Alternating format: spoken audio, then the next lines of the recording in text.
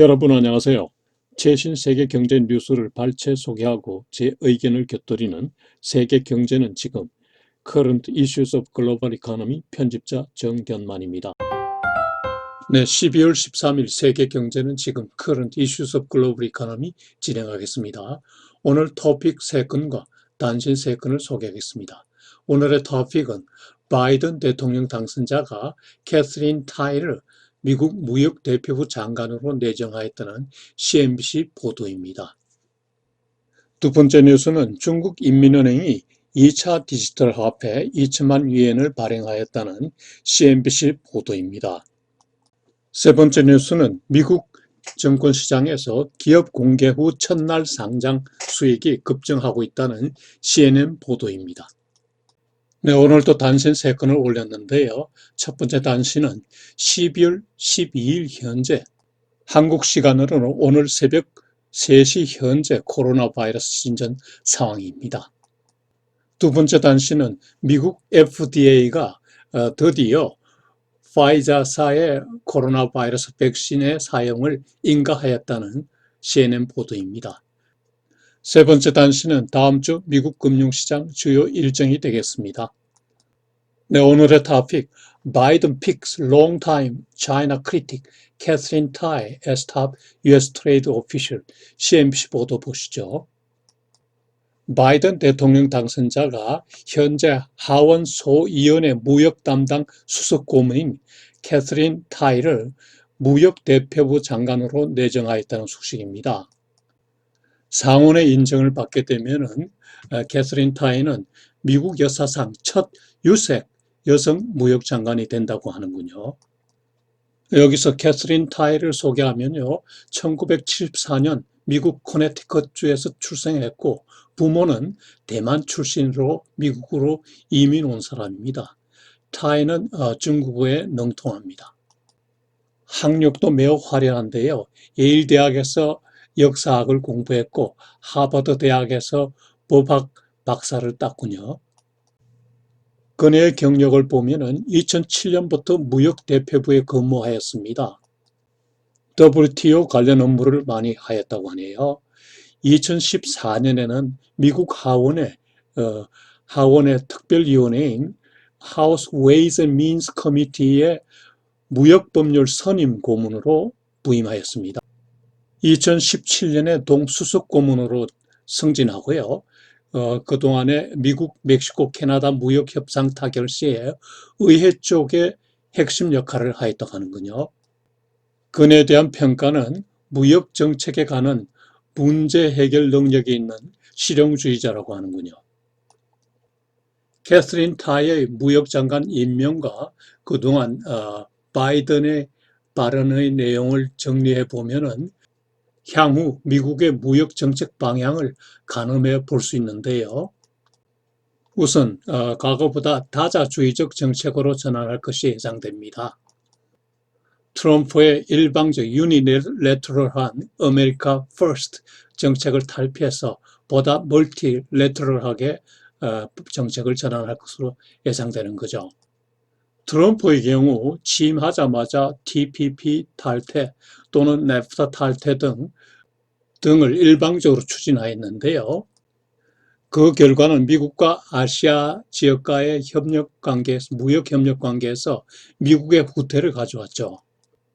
TPP, 즉 트랜스퍼시픽 파트너십, 범태평양 동반자 관계는 오바마 대통령 주도로 중국을 배제하고 11개국이 참여해서 만든 무역기구인데 여기서 미국이 일방적으로 탈퇴해버리자 결국 중국 시진핑이 RCEP, 즉 Regional Comprehensive Economic Partnership을 창설해서 미국을 배제한 14개국이 참여하는 무역기구를 만들었는데요.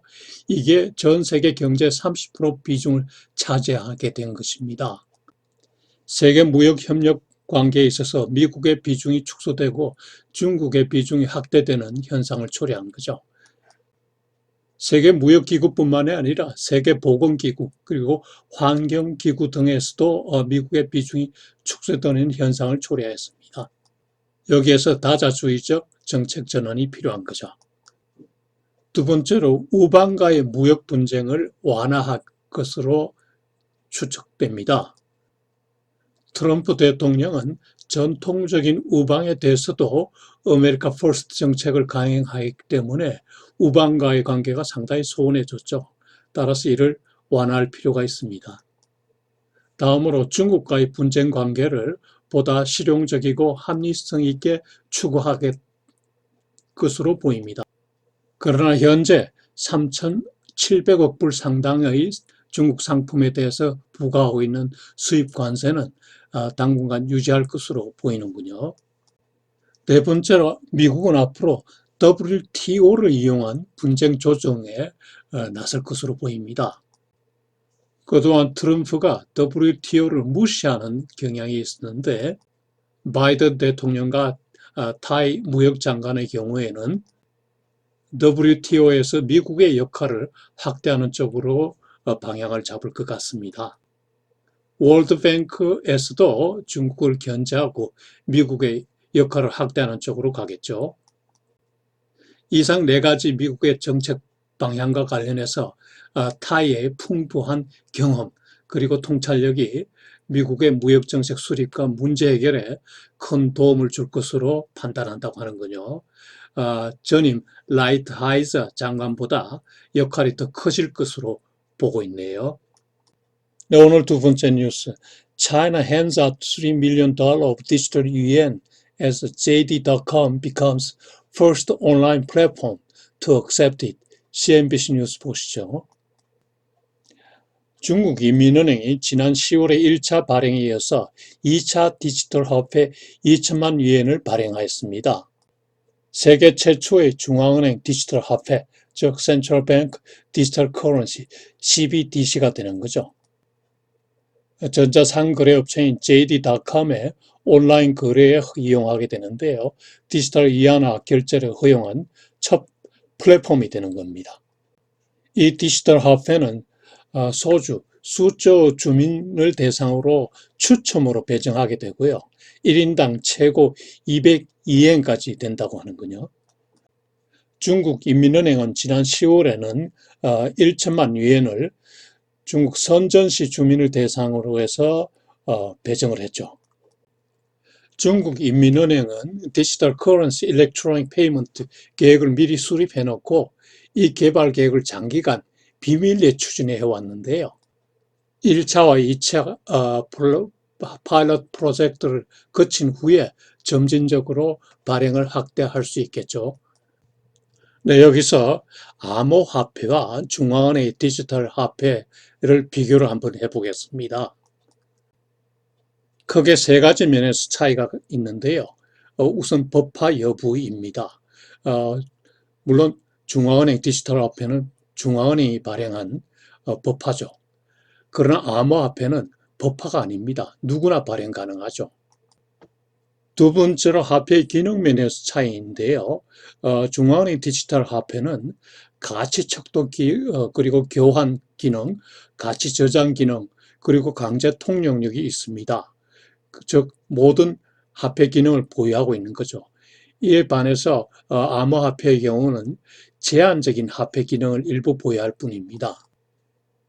예를 들어 어떤 물건이나 서비스의 가치를 이건 몇 이엔이다 이렇게 할 수 있지만은 이게 몇 비트코인에 해당된다 이렇게 얘기하기는 어렵죠. 비트코인의 가격이 늘 변동하기 때문입니다. 암호화폐는 원칙적으로 거래 당사자 간에만 교환 가치, 저장 가치를 인정하기 때문에 거래 상대방이 이를 의무적으로 받을 이유가 없습니다. 즉 강제 통력이 없다는 거죠. 암호화폐는 한마디로 얘기해서 토큰의 일종이라고 보시면 됩니다. 그리고 또 다른 차이점은요. 중앙은행 디지털 화폐는 발행을 통제하게 됩니다. 통화지표에 포함하게 되고요.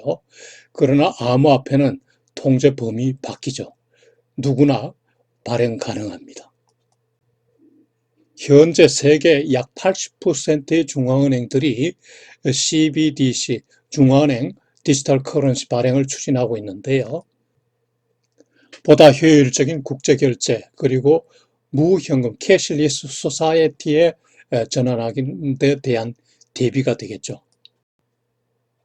중국 인민은행이 보다 적극적인 이유는 여기 효율적인 국제 결제에 쓰일 수 있기 때문입니다.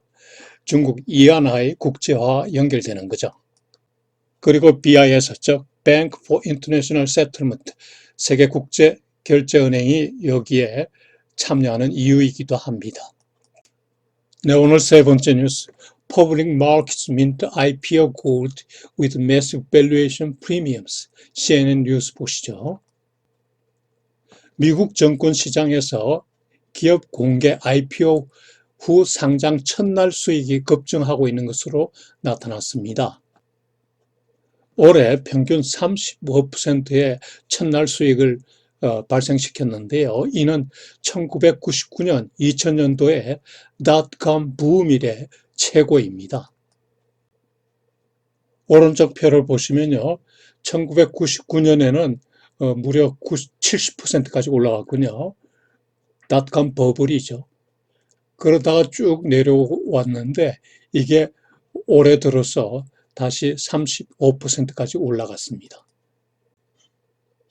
지난주에 두 건의 IPO 사례가 있었는데요. 여기에서 DoorDash 회사는 첫날에 86% 수익이 났다고 하네요. 그리고 에어비앤비 회사는 첫날에 무려 143% 수익이 나왔습니다.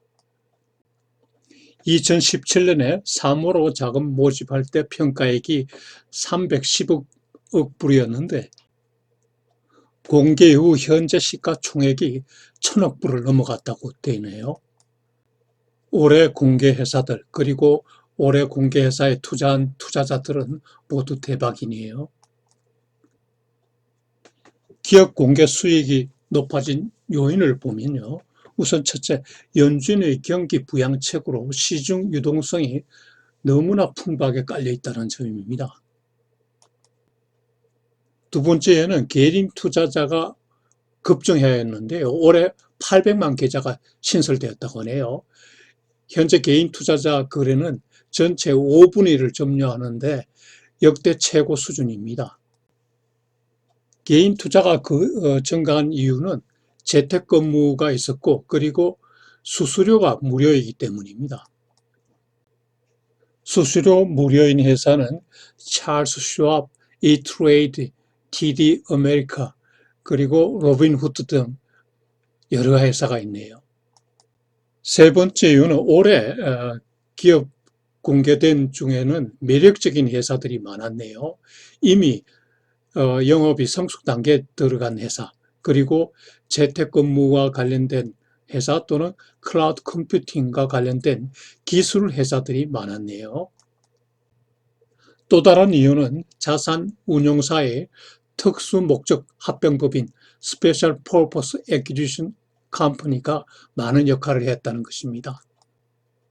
SPAC가 대상 기업을 미리 인수해서 가치를 올린 뒤에 상장시킨다는 거죠. 기업 공개 후 상장 수익이 높아지자 IPO 시장이 과열되는 영향을 받았고요. 그리고 기업 가치가 본 가치보다 과대평가되는 현상이 나왔습니다. 그리고 기업가들이 거부가 되는 거죠. 빌리어네어가 다수 나왔습니다. 지지난주에는 25세 청년이 빌리어네어가 되더군요. 그리고 돈이 IPO 시장으로 대규모 유입되고 있습니다. IPO 시장 자금 유입 사례를 보면요. 르네상스 IPO ETF, 즉 IPO 품목을 상장 지수 펀드로 만드는 ETF에서 여기에 들어오는 자금이 15회 연속 신규 자금이 유입됐는데요. 오른쪽 표에 보면은 매주 이렇게 올라가고 있습니다. 지난주에만 1억 4,500만 불이 유입되었다고 하는군요. 네, 오늘 첫 번째 단신. 한국 시간으로 오늘 새벽 현재 코로나 바이러스 진전 상황입니다. 오늘 새벽 현재 전 세계 확진자 수는 6,980만 8천 명입니다.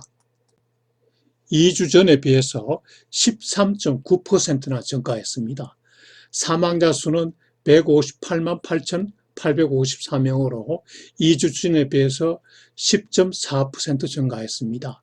최근 24시간 내 확진자 수는 65만 6천 명입니다. 국가별 동향을 보면은 미국의 급증세가 계속되고 있습니다. 현재 1,540만 4,889명이 확진되었고요. 사망자 수는 거의 30만 명에 육박하고 있습니다. FDA가 파이자사의 코로나 바이러스 백신의 이머전시 사용을 허용하지 않을 수 없는 계기가 된 거죠. 유럽의 증가세도 가속화하고 있는데요. 지난주에 그 순위가 상승한 나라들을 보면은 영국, 이탈리아, 독일 등 모두 유럽 국가들입니다. 국가별 순위로 보면은 미국, 인도, 브라질, 러시아, 프랑스, 그리고 영국, 이탈리아, 스페인, 아르헨티나, 콜롬비아, 독일, 멕시코 등입니다. 두 번째 단신은 미국 FDA가 지난 주말 코로나 바이러스 백신을 첫 인가하였다는 소식인데요. FDA가 승인한 내용을 보면요. 파이자 앤드 바이오엔텍사가 만든 제품이고 이 제품은 95%의 효능을 가진 것으로 알려지고 있습니다. 4주 중에 300만 회분을 확보하고 그리고 의료 종사자, 요양원 입원자에 대해서 우선 접종할 계획이라고 하는군요. 내년 3월까지는 1억 회분의 공급 계약을 이미 체결하였습니다. 그런데 이번 승인은 완전한 승인이 아니고 비상용 승인으로서 앞으로 완전한 승인을 위해서는 별도 신청이 필요하다고 하네요. 급하게 승인하였다는 거죠. 오퍼레이션 워프 스피드에 의해서 전국에 조기 배달하고 그리고 수일 내 접종을 추진한다고 하네요. 한편 미국 질병관리본부의 백신 사전 승인도 필요한데 아마 지난 주말에 처리했을 것으로 짐작이 되는군요. 파이자사의 그 백신 내용을 좀 더 구체적으로 보면요. 명칭은 BNT162B2이고요. 유형은 mRNA, 여기서 m은 메신저를 얘기합니다. 2번 접종을 해야 되고요. 1차 접종 후에 21일 후에 2차 접종을 해야 된다고 하는군요. 한 번 접종도 효과는 일부 있다고 하네요. 화이자사 제품은 영국, 바레인, 캐나다, 사우디아라비아 그리고 멕시코에서 이미 승인이 나서 미국은 이번에 6번째 승인 국가가 된다고 하네요. 파이자 앤드 바이오엔텍이라고 할 때 파이자사는 미국 기업이고요. 바이오엔텍사는 독일의 바이오 신생 기업입니다. 테스트 결과 부작용은 4.6%에서 나왔고요. 젊은 층이 대부분이라고 하네요.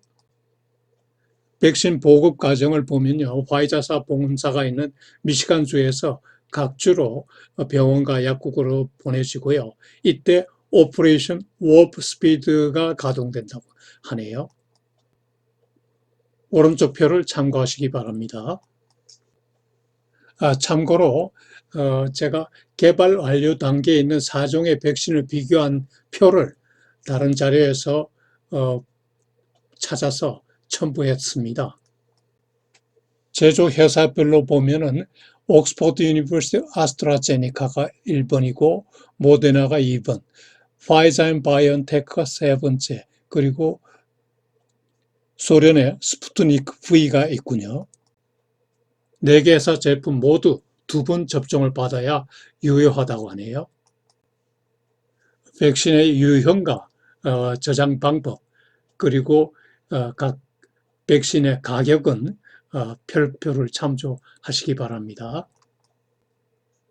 모데나 제품이 1회 접종에 33불씩으로 제일 비싸네요. 네, 세 번째 단신, 다음 주 미국 금융시장 주요 일정 보시죠. 4주 중에는 시장에 영향을 줄 이벤트가 많습니다. 월요일 날 보면은 대통령 선거인단 투표가 있고요. 그리고 의회 부양책이 내주 중에 얘기가 나올 것 같고, 그리고 연준의 FOMC 통화정책회의가 화요일, 수요일 개최되고 수요일 날 발표됩니다. 그리고 테슬라가 S&P 500에 상장되어서 금요일 날 장 종료 후에 상장이 됩니다. 옵션과 선물의 만기가 도래하고요. 그리고 소매 판매 발표, 최초 실업수당 청구자 수 발표가 내주 중 주요 이슈가 되겠습니다. 요일별 이벤트는 별표를 참고하시기 바랍니다. 네, 여러분. 오늘도 세계 경제는 지금 Current Issues of Global Economy를 예청해 주셔서 대단히 감사드리며 다음 한 주도 즐겁고 보람차게 지내시기 바랍니다. 여러분 안녕히 계십시오.